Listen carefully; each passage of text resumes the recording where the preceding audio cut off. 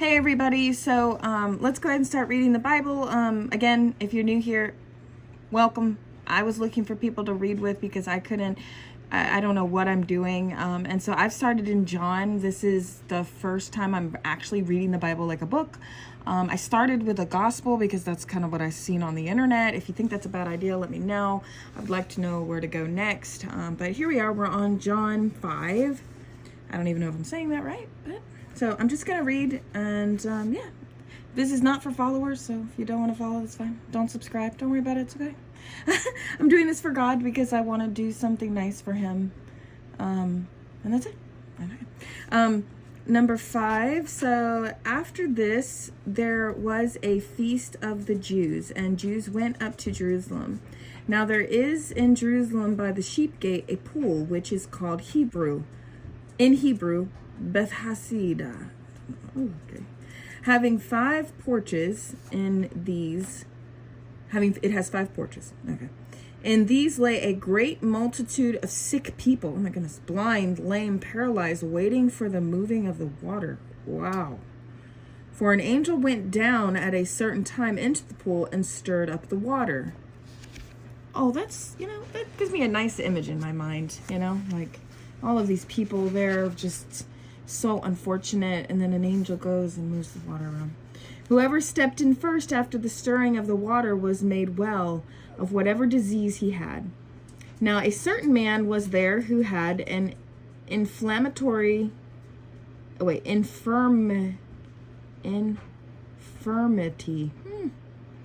had an infirmity 38 years. When Jesus saw him laying there and knew that he already had been in that condition a long time, he said to him, "Do you want to be made well?" You know what? I think that people didn't live that long, because 38, I'm 41. It doesn't feel like that old, But I think times were hard back then. The sick man answered him, "Sir, I have no man to put me into the pool when the water is stirred up.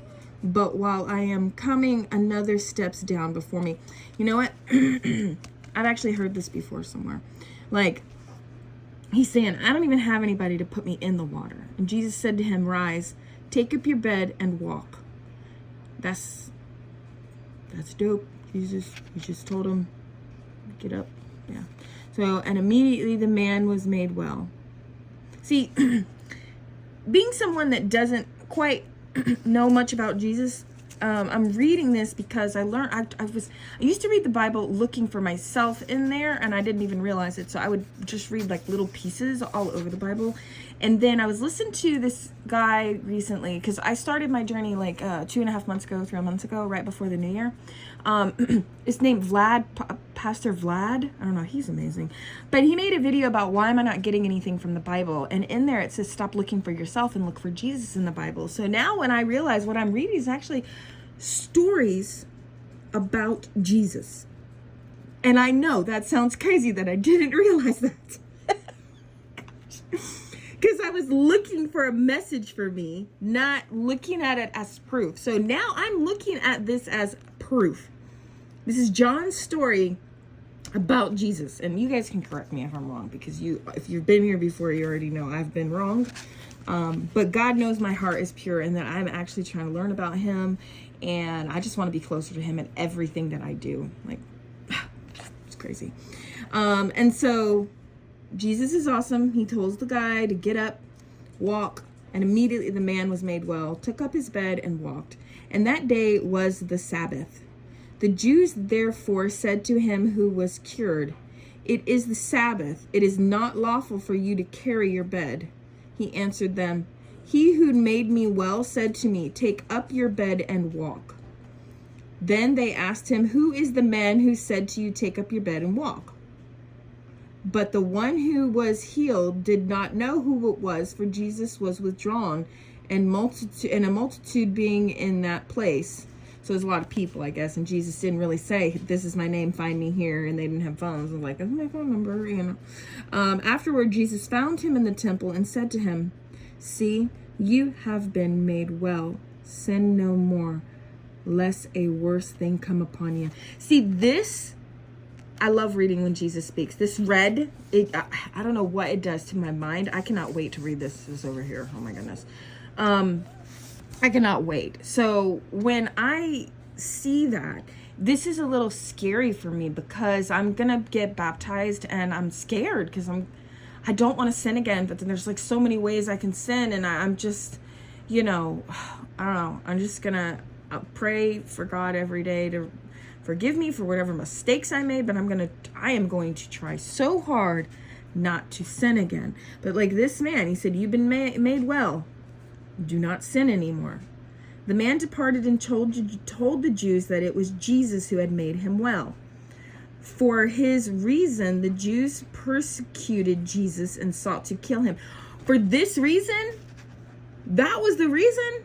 I always wondered. I never knew why they crucified Jesus. I never knew that. I never understood the story of why they would crucify a man that was said to have done so many good things. Why did you hate him so much? That's why? Because he had done these things on Sabbath. That's it? Oh my goodness. But Jesus answered them, my Father has been working until now, and I have been working. Jesus, why did they do that? What they did to him is just sick. Therefore the Jews sought all the more to kill him, because he not only broke the Sabbath, but also said that God was his Father, making himself equal with God. And see, I didn't understand that Jews just believe in God, and they believe that all of these other, like Jesus and all of them, are just people or something. I didn't even know that, because especially in the United States, I think I don't know, at least me, like I was raised thinking that U.S. and Israel were so close and were so aligned, and I just assumed the religion, like Christian and Jewish, was aligned, and that's how uneducated I am. And I think a lot of Americans that are not educated about religion think like this, and we don't understand what we're talking about. And so this might not be all Jews, because I just learned today from another video that there's two different types of Jews that believe two different types of things, and it doesn't mean anything. I'm still not gonna like hate a Jew or something. Like I don't hate anybody. I love everybody, but I am just like, the Jews killed him, like they crucified him, for that. Then Jesus answered and said to them, most assuredly I say to you, the Son can do nothing of himself, but what he sees the Father do. For whatever he does, the Son also does in like manner. For the Father loves the Son and shows him all things that he himself does. And he will show him greater works than these, that you may marvel. For as the Father raises the dead and gives life to them, even so the Son gives life to whom he will. For the Father judges no one, but has committed all judgment to the Son, that all should honor the Son just as they honor the Father. He who does not honor the Son does not honor the Father who sent him. That's a lot. Sometimes I need to pause for a minute and process, because I am so serious about getting this Bible. And this is another reason why my reading is kind of animated. I know some of you may think that, I don't know, maybe I'm being disrespectful, but I'm not. The reason that I'm talking through it is because when I do that, this actually helps me retain the story than just reading it and it turning into mumble jumble, right?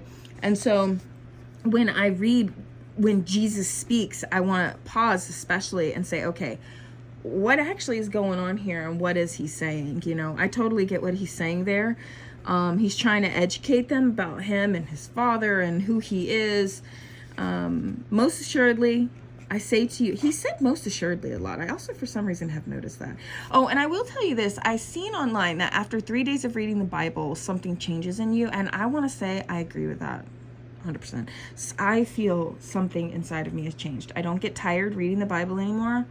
When I first tried to pick up the Bible, now this has been months I've been trying to do this, I could not stay awake. It was like as soon as I touched the Bible, I felt like bricks hit my eyelids.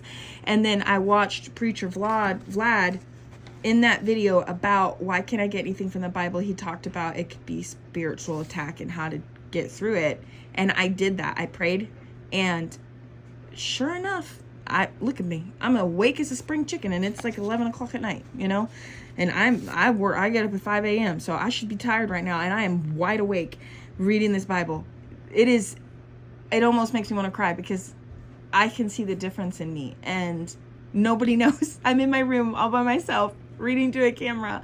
This video is going to end up on YouTube, and nobody even knows how amazing this is. But God knows, because he's here. And I was listening to a video last night, because I didn't want me posting videos to be like bad for God. Like, I didn't want God to look at me for bad. So I don't know if I'll end up deleting these, because he did say pray in secret, read in secret, do not show people, do not be boastful. I'm not doing this to be boastful, or I would put my face and my name and try to say follow me, and I'm not. I'm doing this because I was looking for someone to follow along and read with, and I couldn't find anybody.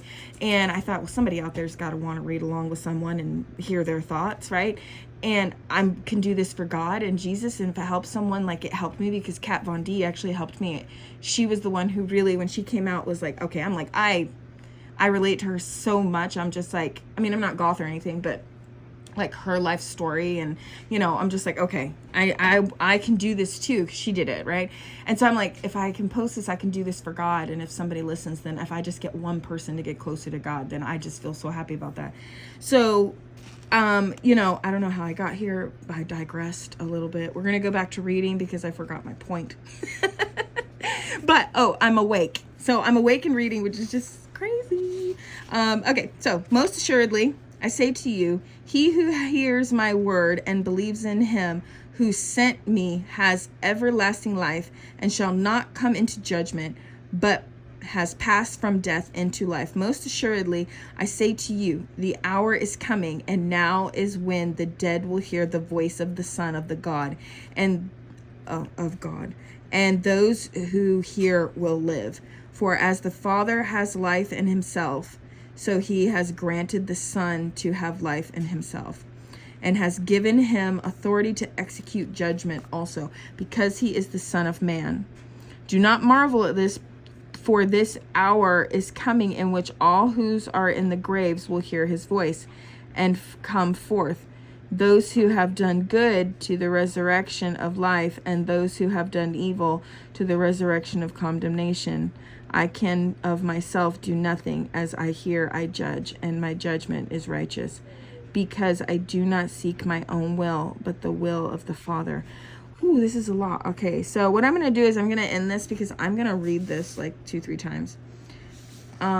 Because I'm reading it fast, and I don't have enough time to process it. So I will see you guys in the next video tomorrow. I'm going to reread this a couple of times, because I feel like I should get more out of this than I am. And I feel like I might be missing something. So thank you for being here. Good luck out there.